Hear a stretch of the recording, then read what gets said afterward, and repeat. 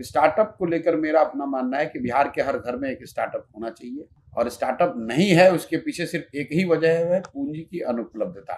जो मैं CD ratio की बात करता हूँ, मैं पहला बिहार में व्यक्ति हूँ सामाजिक राजनीतिक जीवन में जो इसको सार्वजनिक तौर पर इतनी मजबूती से रोज कह रहा है कि बिहार में गरीबी का एक बड़ा कारण है गलत सीडी रेशियो। 1990 से लेकर पिछले वर्ष तक करीब 26 लाख करोड़ रुपया बिहार के लोगों का पैसा, हम लोग सोचते हैं बाहर से कोई आएगा फैक्ट्री लगाएगा, वो लगाए ना लगाए 26 लाख करोड़ रुपया मेरा और आपका बचत का पैसा जो हमने आपने बिहार के बैंकों में जमा किया, ये पैसा बैंकों ने दूसरे राज्यों में भेज दिया। बिहार में सीडी रेशियो 40% जो लोन मिलता है यहाँ के लोग, राइट।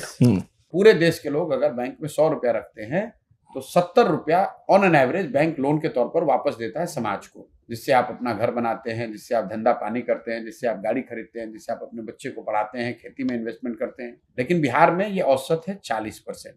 अगर एक्चुअल डिसबर्सल का डेटा देखेंगे, यह है सैंक्शन लोन का। मैं एक टेक्निकल बात आपको और ऐड कर देता हूँ, ये भी मैंने पहले नहीं बताया क्योंकि बहुत टेक्निकल हो जाता है। 100 रुपया के अगेंस्ट 40 रुपया लोन सैंक्शन हुआ, लेकिन एक्चुअल जो सैंक्शन हुआ उसमें डिसबर्सल डेटा है 13%। मतलब बिहार में जो पैसा एक्चुअली डिसबर्स हुआ वो 13% मिला, मतलब सिर्फ 13% ही मिला। लेकिन आपने लोन लिया लेकिन अपने बच्चे को कोटा में पढ़ाने के लिए फीस कोटा में भरा। अच्छा। तो पैसा डिसबर्सल तो बिहार में हुआ, करेक्ट, क्योंकि लोन तो आपने लिया, यूज यहाँ नहीं हुआ। यूज हुआ कोटा में, बेंगलोर में, घर आपने नोएडा खरीद लिया, गाड़ी कहीं और खरीद ली, बिजनेस कहीं और कर रहे हैं। इसकी वजह से जो ये 25 लाख करोड़ रुपया से ज्यादा यहाँ से चला गया। तो मैं हमेशा कहता हूँ, लोग कहते हैं पलायन कैसे रोक दोगे। पूरे दुनिया में जो भी 2, 4, 10, 5 माने हुए डेवलपमेंटल इकोनॉमिस्ट हैं जो इन चीजों को समझते हैं, जो हमारे संपर्क में कुछ लोग हैं, वो बता रहे हैं कि भैया बिहार में अगर पलायन रुकना है तो उसका सीधा फॉर्मूला है, पूंजी और बुद्धि का पलायन रुकेगा तो श्रम का पलायन रुकेगा।